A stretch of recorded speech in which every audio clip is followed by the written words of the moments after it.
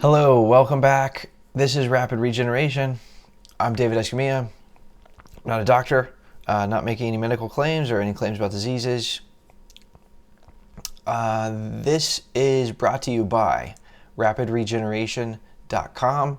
This is brought to you by my mission. After basically, I never wanted to do this. This was not part of my plan. I had other plans in mind. For what my life was going to be like until I got super sick. I was plagued with health problems.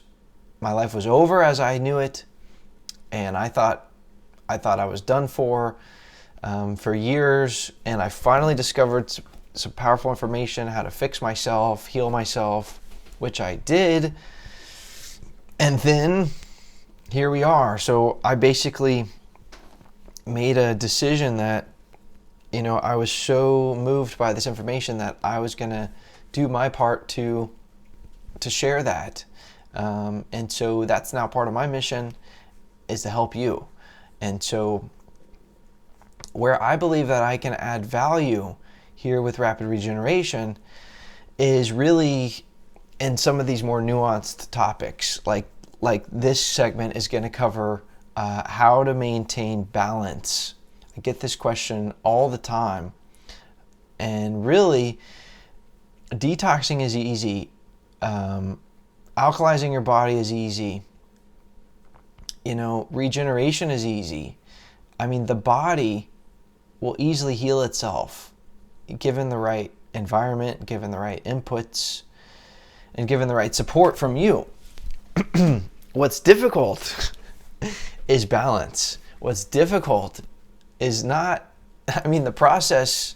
Nature basically reveals that the process of detoxification and regeneration is very straightforward.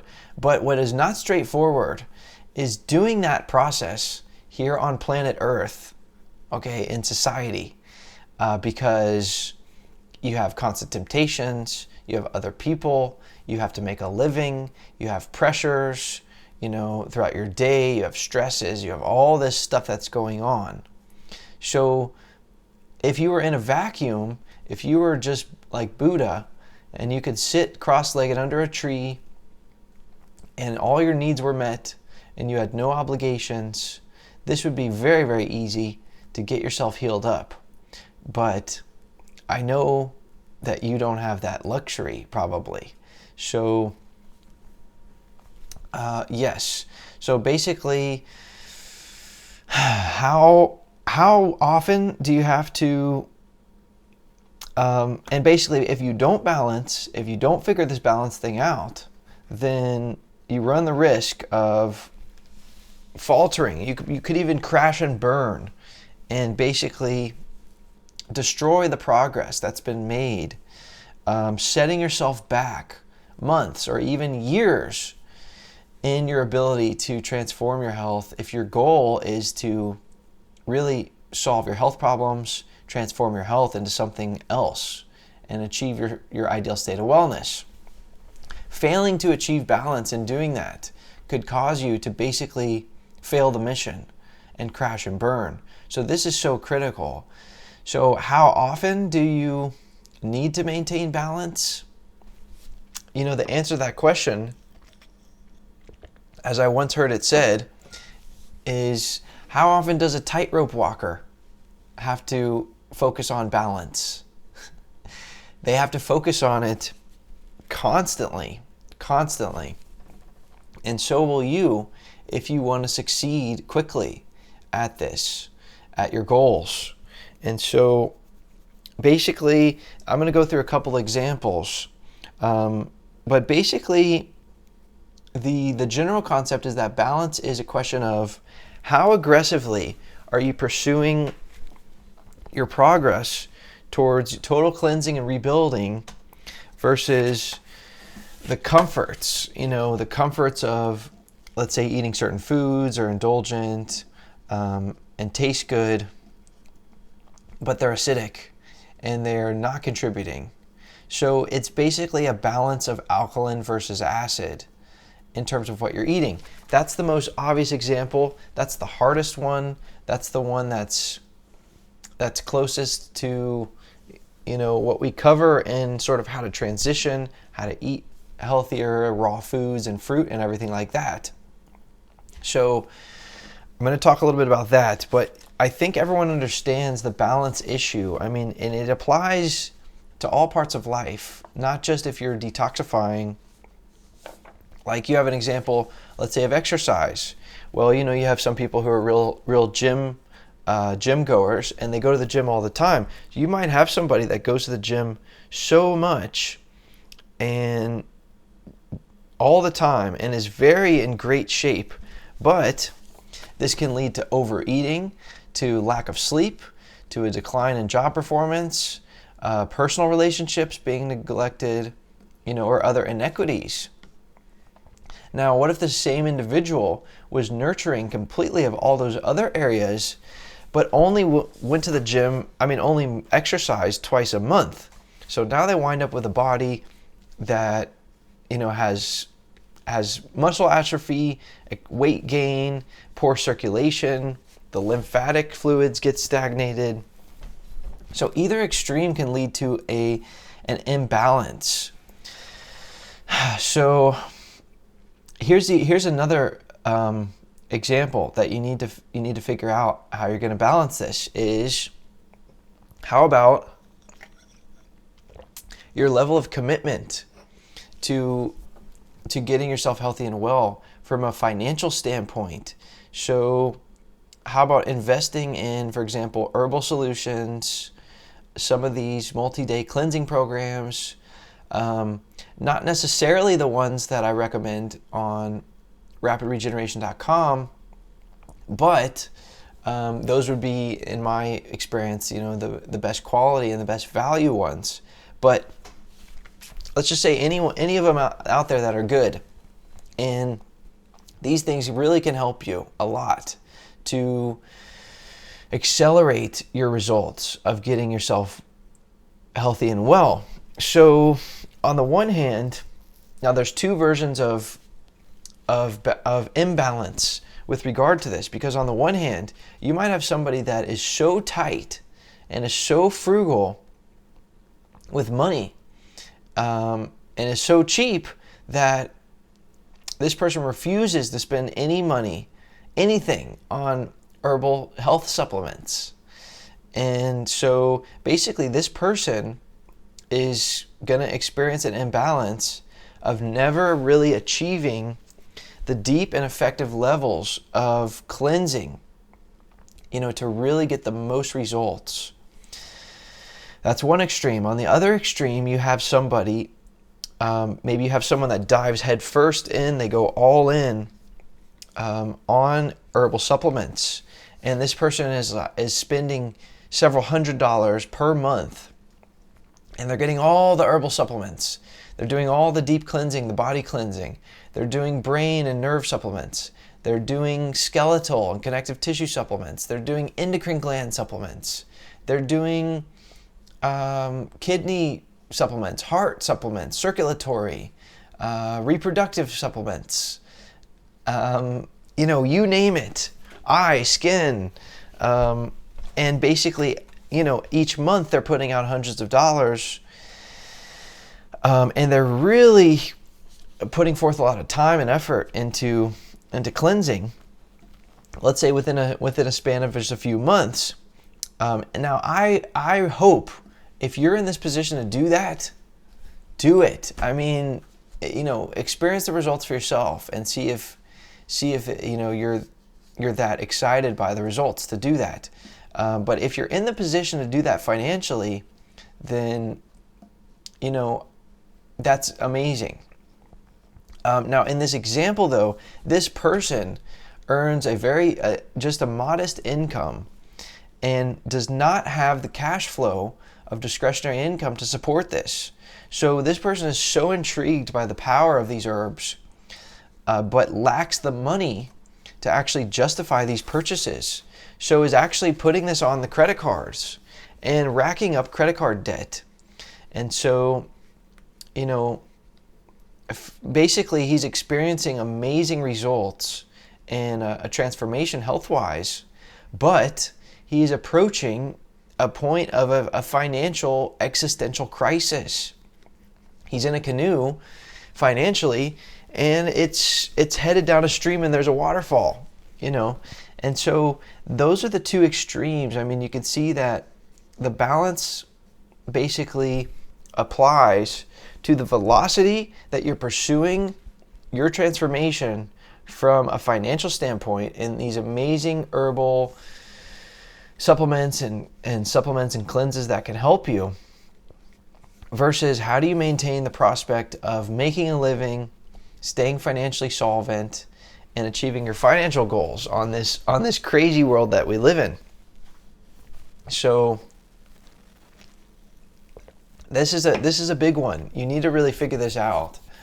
And personally, by the way, I'm kind of this last example personally, because when I first discovered the power of some of these supplements in 2015, man, I was so grateful. You got to remember, before then, for 4 years, I was in such hell, and I basically had almost given up hope that I could ever solve my problems. And I was just, every day was like a nightmare. I was like, this is terrible that I'm even sentenced to keep living, because I feel so horrible and probably it's never going to get fixed. So when I finally got a taste of my body starting to fix itself, and my brain and everything else, I was so grateful. I was so amazed. I put the pedal to the metal, and I was like a madman. I was hell-bent on detoxifying myself, to the fullest. And I was in a state of desperation that when I saw the light at the end of the tunnel, I became so narrow-minded and so laser-focused and obsessed on the idea that I could transform myself and that I could get my health back. Now, at this point, my life was a mess. You got to understand, after 4 years of being sick and my brain not working right, my life was a big mess. I had been working for this company, this investigation company. I had been working as a writer, which is a whole other story, and I was living out in California, and basically that company went out of business. It became a big mess for me.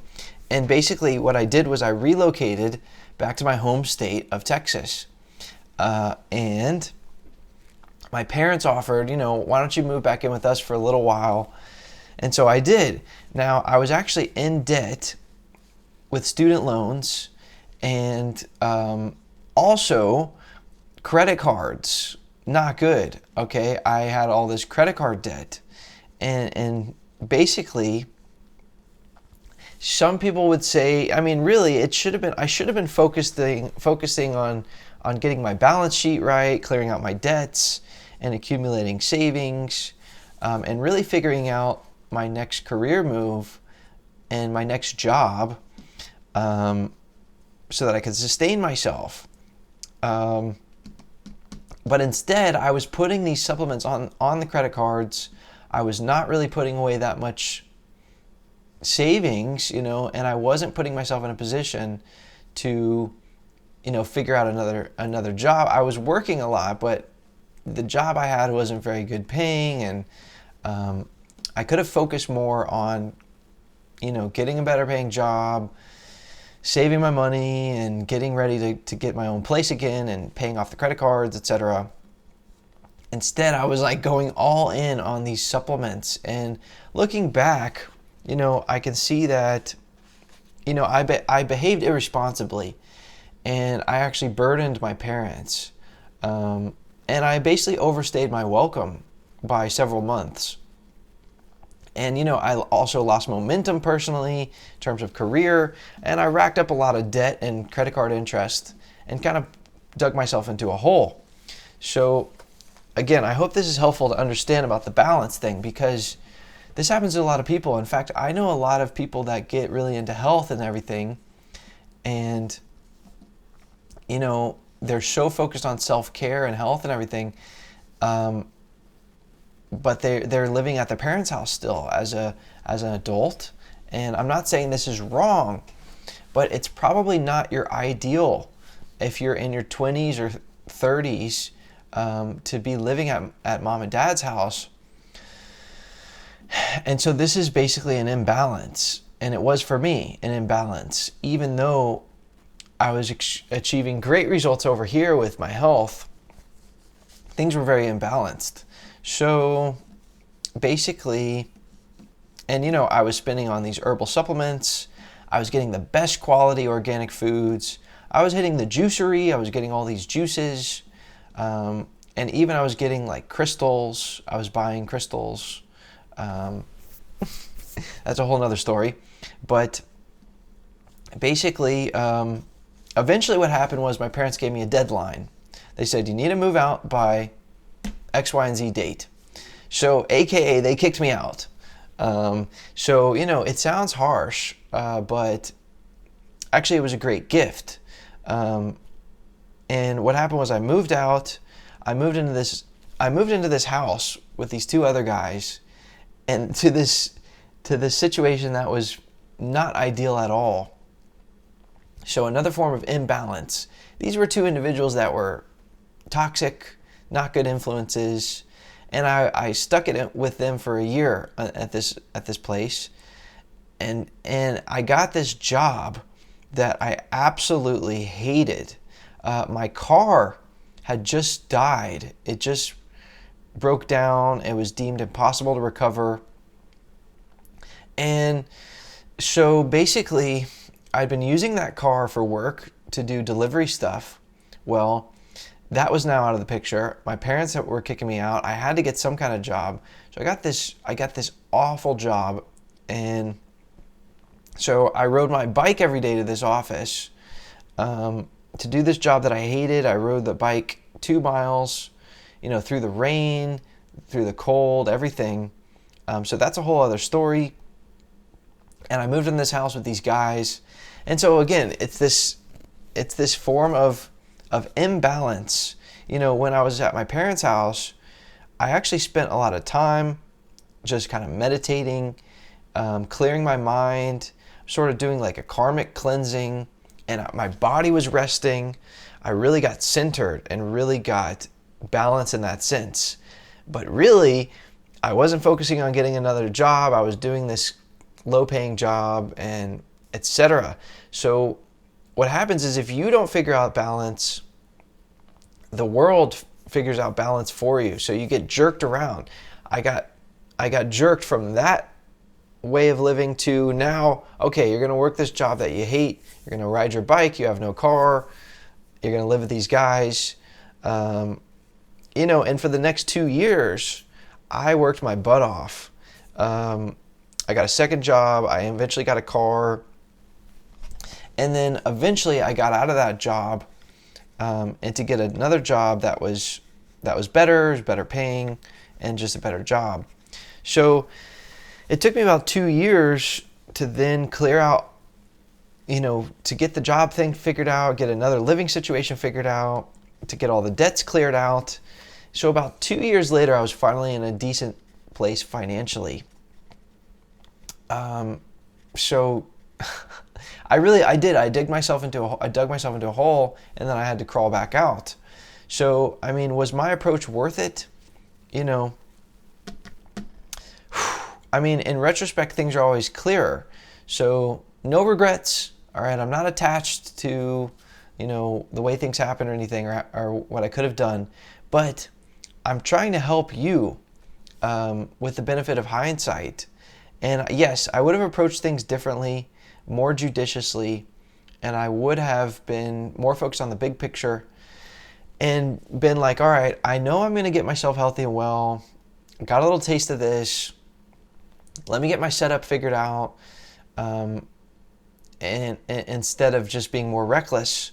So that was just one chapter for me, and so this was my own personal choice. I had to unwind this later and deal with that imbalance that I created later, which I ultimately did. But yeah, basically, that's a big question. Here's the other big form of balance. and I touched on this earlier, but what you're eating throughout the day, basically, here's the other part of this, okay, is you want to be eating alkalizing foods, cleansing foods. These are going to be especially your fruits, okay, and vegetables, but like your fruits especially.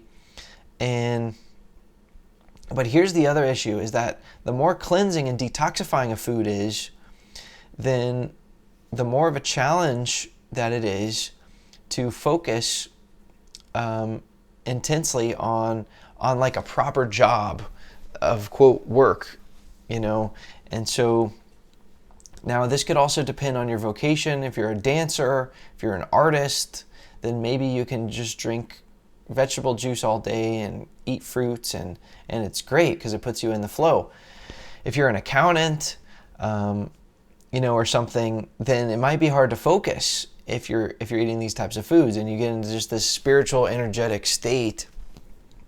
So now for me, I got a job as a salesperson, and by the way, I hated sales. I had no intention to be in sales. In fact, I was tricked by a recruiter who got me to go to this interview and told me it wasn't a sales job. And then the guy who was interviewing it was like, look, you don't have a pot to piss in, you don't have a window to throw it out of, you're totally desperate, you're basically a bum, just why don't you just do this job anyways? Like, what else are you gonna do? And I was just like, oh my God. So I started to do this type of work. Well, and I hung in there with it, basically.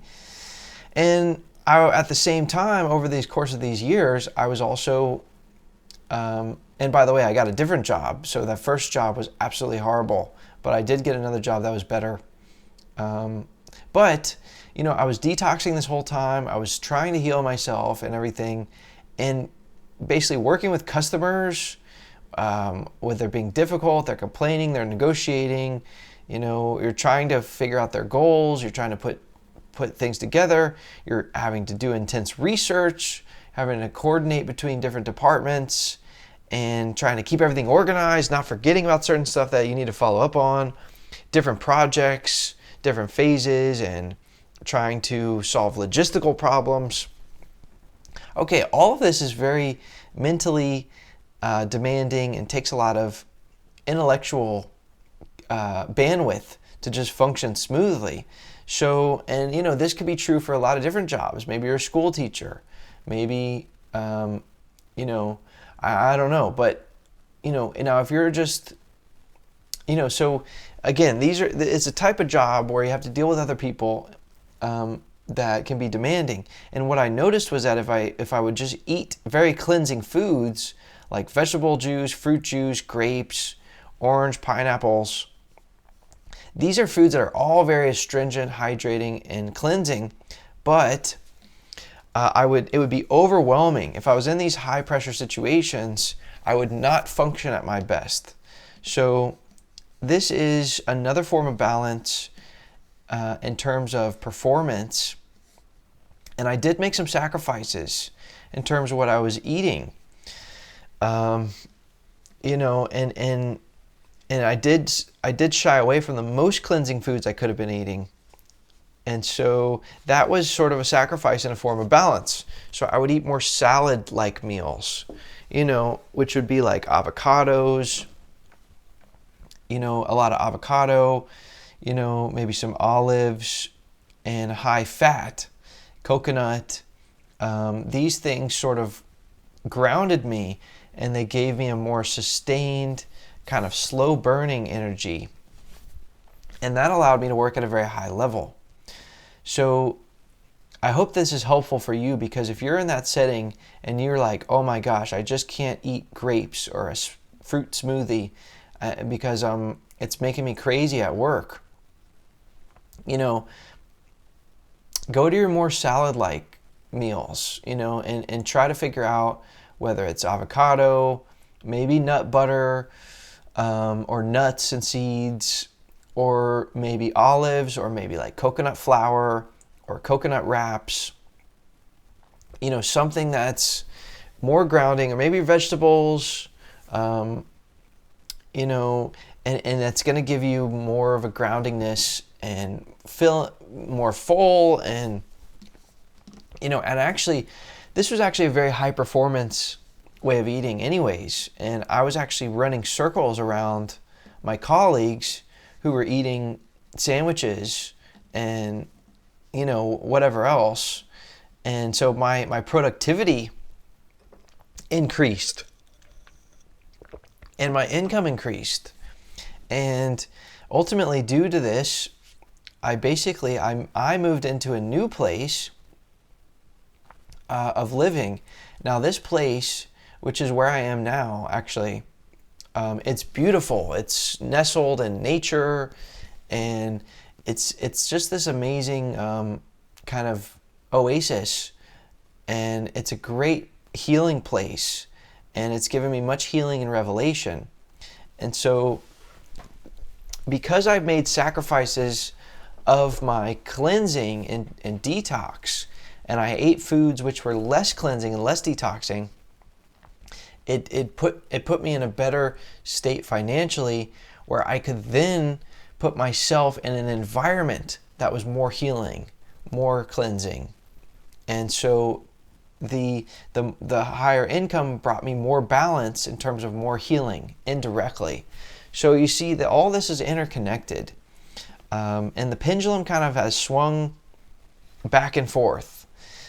So one of the other things is just be aware, of maintaining balance as you go through your day. Is you could detoxify, sort of too quickly.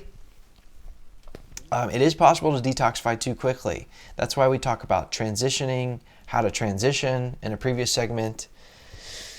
And, going cold turkey is really just, bad news. You can detox too quickly, and you could throw yourself into a healing crisis, at an inopportune time, and basically,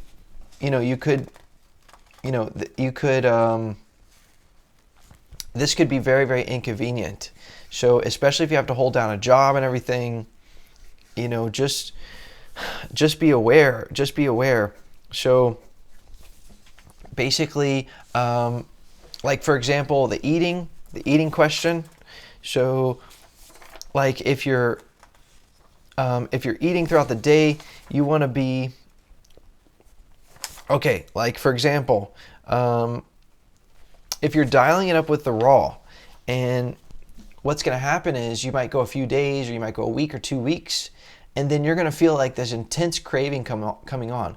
What I'm trying to say is that you could be too ambitious with how much raw you're doing, and that it could create, then the pendulum could swing wildly, to the other extreme. So let's say you go a week or 2 or whatever, a couple of days, whatever is good for you, and you're eating so healthy, and you're like, man, I'm doing great, I'm just killing it, and basically, but then you start to feel kind of ratted out, and you feel kind of these cravings coming on.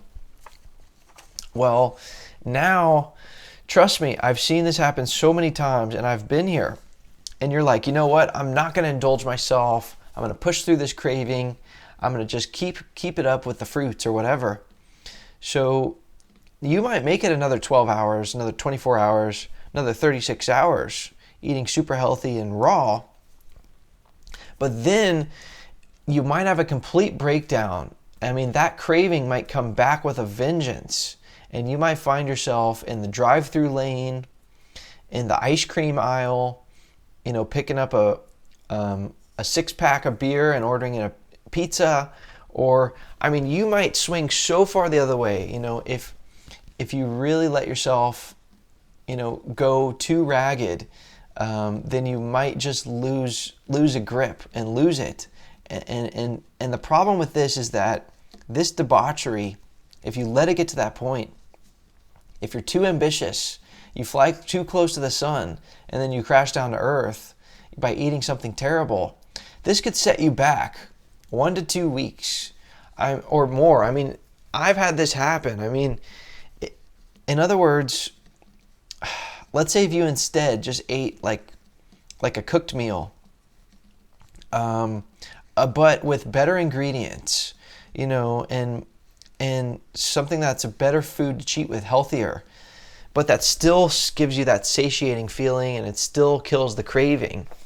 Well, by the way, you can find some of those foods at rapidregeneration.com/cheat foods. But let's say if you eat with a healthier type food, you cheat and you give in, maybe you get set back 1 to 2 days. In other words, it's going to take you that much longer to completely detoxify and arrive at your destination of your health problems being solved and your kind of new level of wellness, versus the other alternative, which could set you back 1 to 2 weeks. I mean, that's serious. I mean, and I see it happen over and over again with people. It's better to just fight fire with fire sometimes, and to control what you're giving into, and basically say, all right, I know this thing's coming on. I'm gonna throw myself, down. I'm gonna throw up the white flag, and I'm gonna surrender to this craving. But I'm gonna eat something that's not super unhealthy, that's better to cheat with, and I'm gonna cover more in-depth foods to cheat with. But do that as opposed to thinking that you're gonna really be invincible and be superhuman, and then a couple days later the craving comes back, it's so strong, and now you do something terrible. You eat a stack of pancakes, or whatever, I don't know what, but please, just be aware of that. So that's another big form of balance to be aware of. Just as last couple examples to wrap up, dealing with other people. Okay, is a way that you can get unbalanced, and you need to have boundaries, and you need to be able to not let other people set up shop in your head that are negative. Okay, you can get burned out if you're interacting with people that are just too hedonistic, shallow, or self-destructive. Okay, maybe you have like some old friends that you used to associate with that you can't let go of, but they're really not a good influence on you anymore. That could be a very good example. I've seen so many people sabotage their own progress on their journey of self-healing because they continue to entangle themselves in relationships that are not healthy. Now, you can also have kind of the other side of that coin where maybe sometimes as kind, gentle souls, we really want to help people. Sometimes you have these people that like they have this dark cloud over their head, and they're always having a problem or a crisis, and they're always some kind of victim of something, and you can get like tangled up with this person, and then like the dark cloud starts hanging over you as well. And so, I know maybe you struggle with not being able to say no to people, or maybe you're constantly giving up your time to keep some people company or whatever, and then you're neglecting your own needs, your own need for self-care, for self-reflection, for exercise, or nurturing your own passions or dreams or spirituality. So just be aware of that, and embrace your own power, your own sovereignty. You don't have to do anything. Don't feel guilty, or don't feel like, you're your own self, okay? And you have the freedom and the power to decide for yourself what to do. So here's the other flip side of that. You can become so distanced, so detached, so obsessed with your health and everything, that one day you might look up and you look around and you realize, man, all my old friends that I love and care about so much, they're like virtual strangers to me, and I haven't been nurturing these relationships. okay, this has happened with me, and even though you might grow apart from some of these people as you get healthier and they're more into, what they're eating, and so you may have some distance in terms of, okay, we can't break bread together anymore at the restaurant or the bar or whatever. But you can still maintain that relationship, even if it's from a distance, even if it's occasionally, very occasionally, even just a text or something every once in a while. It makes you feel better if you can just breathe some life into those important relationships that you have. So, okay, none of this is easy. I mean, it all involves balance, and basically I learned a lot of this the hard way, although it could have been much more difficult. In fact, my journey was easier because I had mentors, not people that were sitting with me and having coffee or whatever every morning, but virtual mentors. I found people and I read their books and I listened to their lectures and their interviews, and I had that virtual mentorship, and that really did help me. And that's my goal, is to help you, because a lot of this stuff they didn't really talk about. I could have used some guidance. Okay, last point. So those are like the examples of balance. So the last thing to know, okay, do not use balance as an excuse. Okay, I gave you permission to pull the pin out of the grenade if you're having this crazy craving, and to have a cheat meal, but one that's not so bad, so that you can get back on the train. You kind of take one step back, and then you'll take another 5 steps forwards. Okay, do not use this balance thing as an excuse. To constantly cheat more than you know that you should. Okay, come on, man, you know better.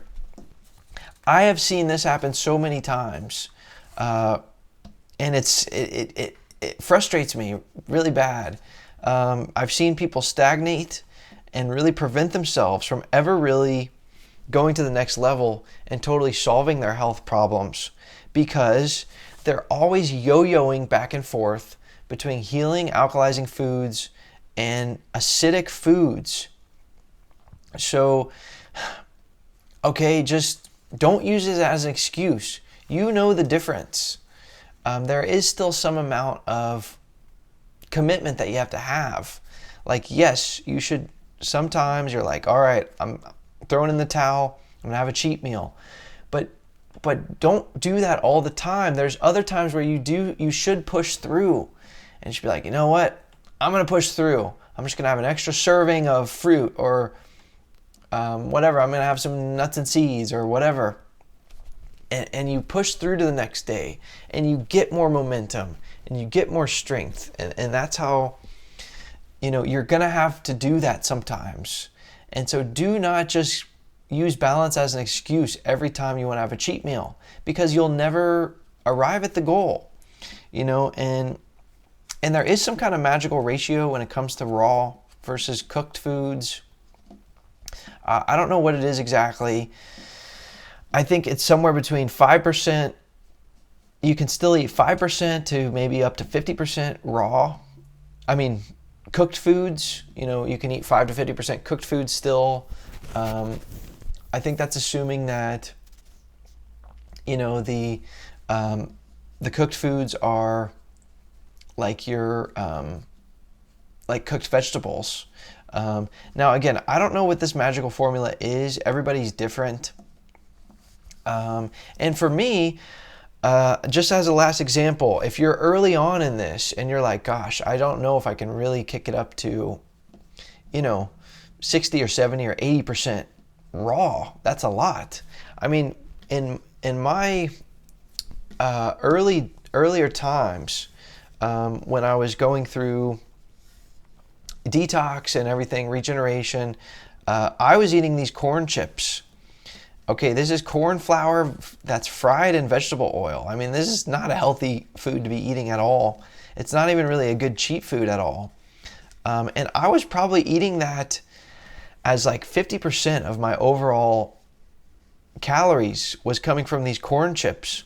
At the rest, I was eating some fruit. I was eating a lot of salsa, avocado, olives, vinegar, pickles, a lot of salty stuff. Okay, and I was doing that for a long time, and I was feeling still tremendous momentum and progress, and that my body was really detoxing itself while I was doing this. So that's far from, what raw foodists, purists would kind of say is an ideal intake, or sort of like the 80-20 ratio of raw to cooked. So it's also different depending on what point you are. I was just getting started, for those first, I was doing that for a while, like a year or two. And basically, so just understand, you have to figure out this balance thing for yourself. That was working for me then, but then to get to the next level, I had to evolve out of that, and it took me a long time. And you can understand the art of transitioning, through another segment, but it's all about balance. Transitioning is not going to work. Raw foods are not going to work. This stuff is not going to work unless you figure out how to balance. So that's it. You have to figure it out constantly, have an awareness about it, and understand these different things. I think awareness is one of the biggest parts of this. So if you've made it through this whole segment, man, I hope it could save you a lot of trouble. I don't regret the times my life got out of balance and everything. I just, maybe I could save you some grief, by learning from that. Because it is my goal to help you do that. If you need any other help, you can go to rapidregeneration.com.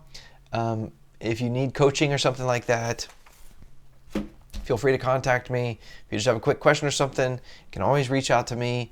My goal is to help you, and there's going to be a lot of amazing information in the segments ahead. So you're getting like a master's degree in self-healing, detoxification, regeneration, with Rapid Regeneration. So keep up the commitment to yourself. I'm really honored to be able to help you in any way that I can. So that's it for now. See you on the next one. For more information, please follow at Rapid Regeneration or visit rapidregeneration.com.